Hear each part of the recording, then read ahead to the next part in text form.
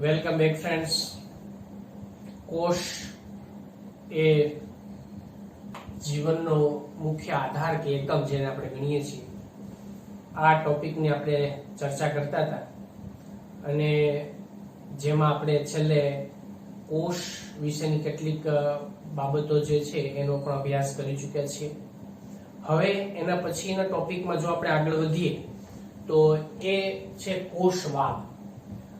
તો કોષવાદ એટલે શું અને કોષવાદ જે છે એ કયા કયા વૈજ્ઞાનિકો દ્વારા આપવામાં આવેલો છે, તો એના વિશેની હવે આપણે ચર્ચા કરીએ. તો સૌથી પહેલા ઈસવીસન 1838 માં ઈસવીસન 1838 માં એક વનસ્પતિ શાસ્ત્રી, અને આ વનસ્પતિ શાસ્ત્રી દ્વારા વનસ્પતિની જે કોષ છે એના વિશેનો પણ બધો અભ્યાસ જે છે એના દ્વારા કરવામાં આવેલો છે, અને એ પોતે જર્મનીના હતા. એટલે જર્મન વનસ્પતિ શાસ્ત્રી, બરાબર, જર્મન એક વનસ્પતિ શાસ્ત્રી. અને આ જે વનસ્પતિ શાસ્ત્રી છે એ વનસ્પતિ શાસ્ત્રીનું નામ થશે મેથિયસ સ્લીડન. તો મેથિયસ સ્લીડન આ વનસ્પતિ શાસ્ત્રી જે છે એના દ્વારા વનસ્પતિમાં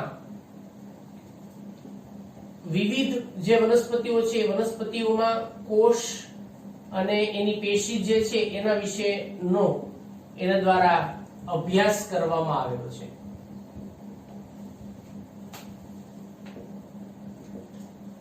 એના દ્વારા એનો ઘણી બધી વનસ્પતિની જાતિઓ જે છે એ વનસ્પતિની જાતિઓનો એમાં મેથિયસ સ્લીડન નામના જે વૈજ્ઞાનિક છે એના દ્વારા એમાં અભ્યાસ કરવામાં આવેલો છે.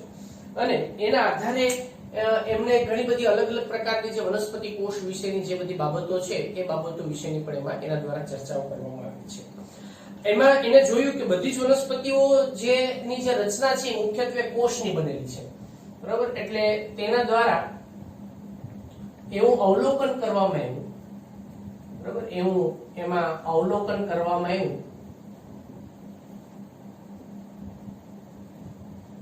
કે બધી જ વનસ્પતિમાં જે કોઈ પણ એમાંની જે વનસ્પતિઓ છે એ વનસ્પતિઓ એ પેશીઓની બનેલી આપણને જે જોવા મળતી હોય છે. એટલે વનસ્પતિઓ જે છે વનસ્પતિઓની અંદર એમાં પેશીઓનું નિર્માણની પ્રક્રિયા આપણને જોવા મળે છે. એટલે બધી જ વનસ્પતિ જે પેશીનું સર્જન કરે છે અને પેશી દ્વારા બનેલી હોય છે.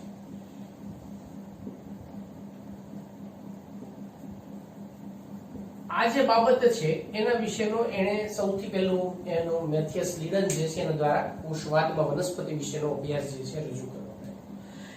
એના પછી એમાં ઈસવીસન 1839 માં, એટલે એ જ સમયગાળા દરમિયાન ઈસવીસન 1839 માં એક બ્રિટિશ પ્રાણીશાસ્ત્રી, બરાબર, બ્રિટિશ પ્રાણીશાસ્ત્રી,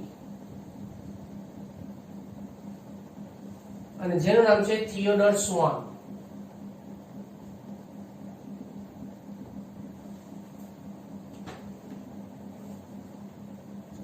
થિયોડર સ્વાન એના દ્વારા પ્રાણીઓના જે કોઈ પણ કોષ છે એ કોષનો એને અભ્યાસ કર્યો,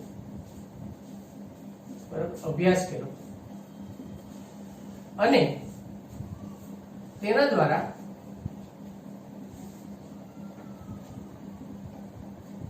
એને એક અનુમાન, એના આધારે આખો કોષનો અભ્યાસ કરી અને એના દ્વારા જેમાંથી એમને એક પરિસંકલ્પના આપી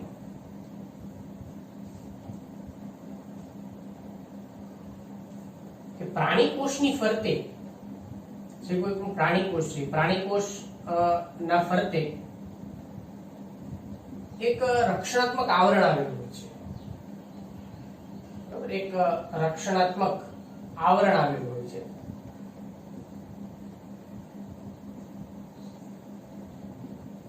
અને જેને એના દ્વારા એક નામ આપવામાં આવ્યું છે કોષ રસ સ્તર, બરાબર? એને કોષ રસ સ્તર તરીકે ઓળખી શકાય, જેને આપણે કોષ રસ સ્તર કહે છે, એટલે કોષ રસ સ્તર કહે છે.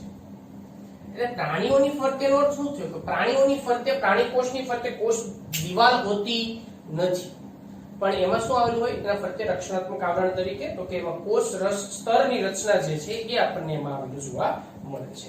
બીજું કે એની અંદર એને વનસ્પતિ પેશી જે છે, બરાબર, તેમણે વનસ્પતિ પેશીનો પણ અભ્યાસ કર્યો. તેમણે એ વનસ્પતિ પેશીનો પણ અભ્યાસ કર્યો અને વનસ્પતિ કોષનો પણ એનો અભ્યાસ કર્યો, અને તેના દ્વારા એવું કહેવામાં આવ્યું છે, એવું દર્શાવ્યું કે કોષ દિવાલ એ વનસ્પતિ કોષની લાક્ષણિકતા છે. એટલે કેમ કે પ્રાણી કોષમાં કોષ દિવાલ જે છે હોતી નથી, એટલે કોષ દિવાલ એ વનસ્પતિ કોષની, બરાબર, એ વનસ્પતિ જે કોષ છે એ વનસ્પતિ કોષની લાક્ષણિકતા છે. એ વનસ્પતિ કોષની લાક્ષણિકતા છે કેમ કે તેનો પ્રાણી કોષમાં અભાવ હોય છે, તેનો પ્રાણી કોષમાં અભાવ હોય છે, એટલે આવી જે માહિતી છે એ માહિતી એ બ્રિટિશ પ્રાણીશાસ્ત્રી જે છે થિયોડોર સ્વોન, બરાબર, એના દ્વારા આપવામાં આવી છે. પણ થિયોડોર સ્વોન અને સ્લીડન જે છે એ બંને દ્વારા એક સંયુક્ત રીતે એની જે કોઈ પણ પરિસંકલ્પના જે છે એ કોષવાદ તરીકે રજૂ કરવામાં આવ્યો છે. એટલે સ્લીડન અને સ્વોન એના દ્વારા, બંને દ્વારા એક સંયુક્ત રીતે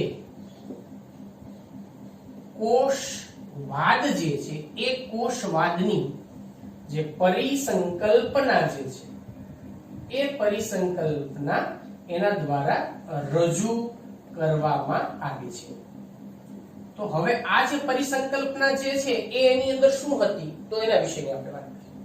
સૌથી પહેલી એવી વાત એમાં બંને દ્વારા કરવામાં આવી છે, જે આપણે ઓલરેડી આગળ વાત કરી ચૂક્યા છીએ. હું એ ટોપિક અહીંયા ઉમેરું છું માત્ર એમાં, કે કોષ એ સજીવનો રચનાત્મક અને ક્રિયાત્મક એકમ છે. એટલે કે એનો બંધારણીય ઘટક છે એવું આપણે કહી શકાય છે. અને બીજી જો આપણે વાત કરીએ તો કોષ જે છે એ કોષ વનસ્પતિ કોષ હોય કે પ્રાણી કોષ હોય, એની અંદર કોષ જે છે કોષ એ દરેકની અંદર બંનેમાં એ જેની દેહ રચના છે એ કોષ અને કોષની નિપજ હોવાથી આપણને બનેલી હોય, બરાબર, એવું આપણે એના દ્વારા કહી શકાય છે.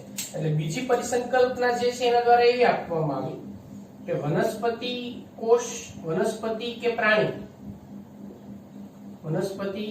પ્રાણી ની દેહ રચના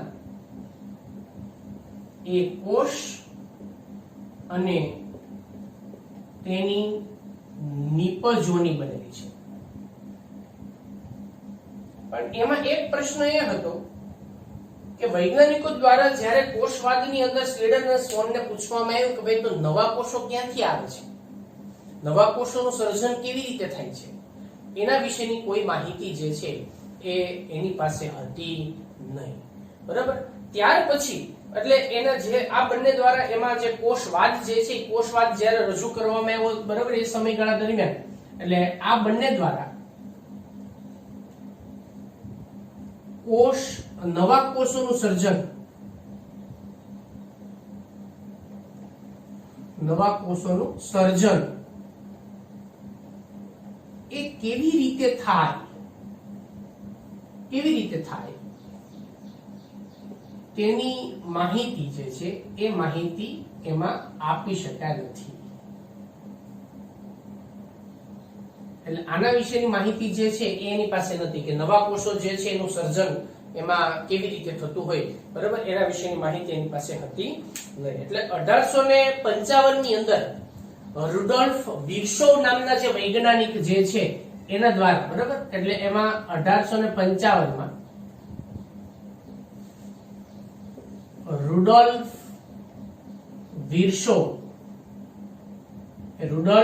વિર્શો દ્વારા તેના, એટલે આ બંને જે વૈજ્ઞાનિકો છે દ્વારા એમાં કોષવાદમાં સુધારા કરવામાં આવ્યા, બરાબર, એના દ્વારા એમાં જે કોઈ પણ સુધારા એમાં કરવામાં આવ્યા અને એને એક વસ્તુ એવી ઉમેરી કે ભાઈ નવા કોષો જે છે એનું અસ્તિત્વ ક્યાંથી આવે છે. તો એને એવી વાત કરી એમાં રુડોલ્ફ વિર્સો નામના જે વૈજ્ઞાનિક છે એના દ્વારા કે નવા કોષો જે છે ને એ પૂર્વ અસ્તિત્વ ધરાવતા કોષોમાંથી જ ઉત્પન્ન થાય છે. એટલે જૂના કોષોમાંથી જ નવા કોષો ઉત્પન્ન થાય છે, બીજે ક્યાંયથી આવતા નથી, બરાબર. જે એમાં પિતૃકોષ છે એ કોષના વિભાજનને પરિણામે જ નવા કોષો ઉત્પન્ન થાય છે.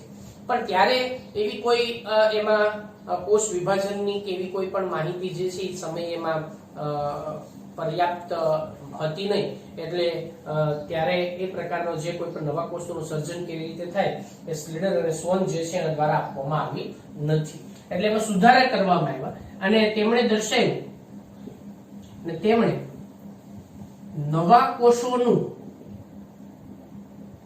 સર્જન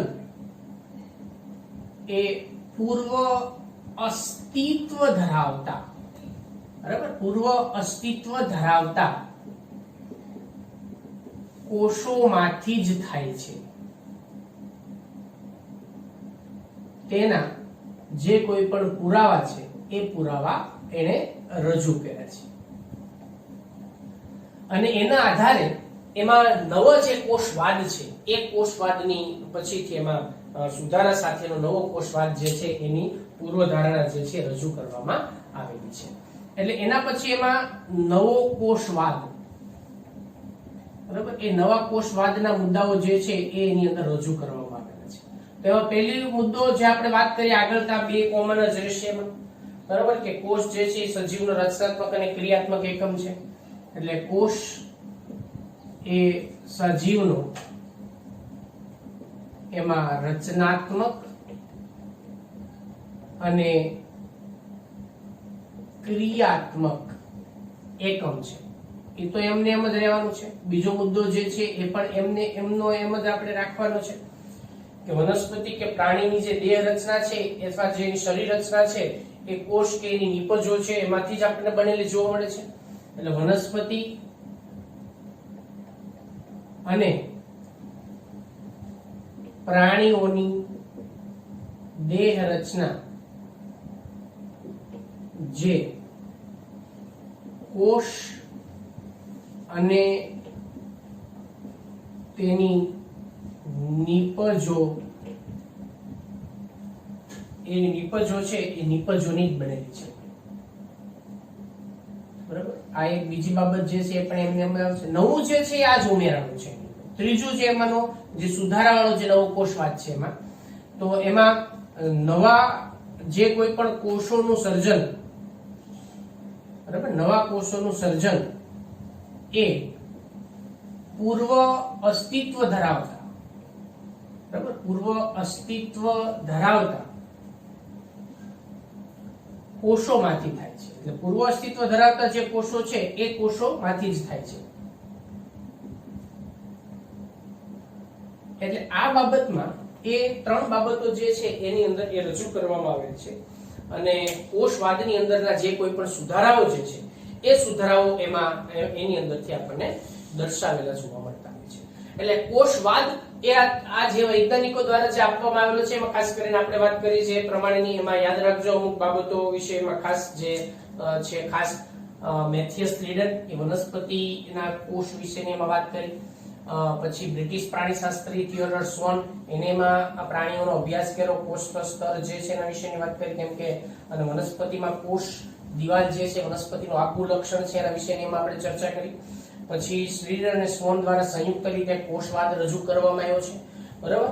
અને એમાં કોષવાદના આધારે કોષ એ એનો ક્રિયાત્મક એકમ છે, રચનાત્મક એકમ છે અને દેહ રચના જે છે કોષ અને કોષની નિપજોની બનેલી છે. પણ નવા કોષોનું સર્જન કેમ થાય એના વિશેની માહિતી એના દ્વારા આપવામાં આવેલી નથી. જેના વિશે 1855 માં રુડોલ્ફ વિર્સો નામના જે વૈજ્ઞાનિક છે એના દ્વારા કોષવાદની અંદરના સુધારાઓ કરવામાં આવ્યા છે અને એ સુધારાઓના આધારે નવા કોષોનું સર્જન પૂર્વ અસ્તિત્વ ધરાવતા જે કોષો છે એમાંથી જ થાય છે અને એ રીતે એમાંથી કોષો ભેગા મળી અને પેશીઓનું જે સર્જનની પ્રક્રિયા છે એ આપણને એના દ્વારા થતી જોવા મળતી હોય છે. તો આ જે આપણે વાત કરી એ કોષવાદ જે છે એ કોષવાદ વિશેની એમાં આપણે ચર્ચા કરી. નેક્સ્ટ લેક્ચરમાં આપણે આગળ બીજા કોષના વિહંગાવલોકન વિશે વાત કરીશું.